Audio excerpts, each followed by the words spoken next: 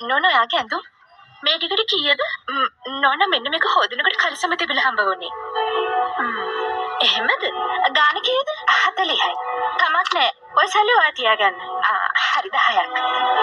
ඔයා තියාගන්න. හරි. අනේ මේ ඇහුණද?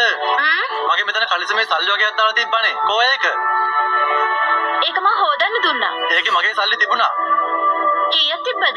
6000ක් විතර තිබ්බනේ. අයියෝ ඒක මම ලොන්ඩරි එකේ අයට හොදන්න දුන්නානේ. මොකක්? ඔය අඩුවතරම දෙන්න කලින් බලන්නවත් නැද්ද? ඒ වගේ සල්ලි තියනවද නැද්ද කියලාවත්?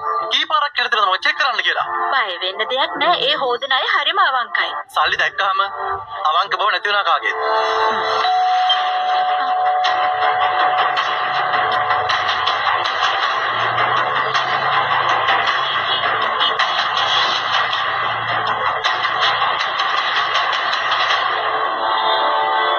මෙතනේ කලිසම නෑනේ.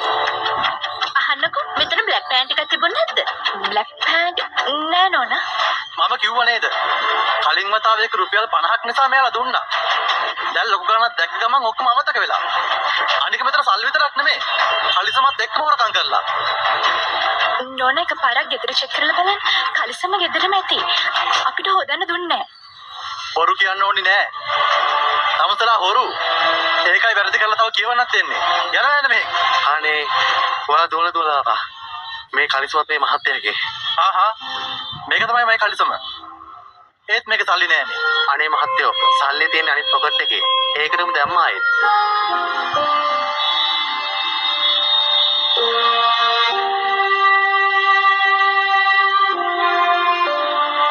thank you අයියා. sorry. මම නම් ඔයාලා විශ්වාස කළා. මෙයා බැරි වෙලාවත් මේ කලිසම අරන් ආවේ නැත්තම් මොනවා වෙයිද? ඒකේ සල්ලි තිබුණේ නැත්තම් මහත්තයයි. ඒත් සල්ලි අපි තියාගත්තා නම් අපේ හෘද සාක්ෂිය එකයි.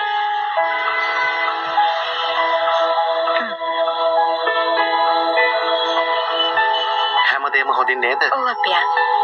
යා.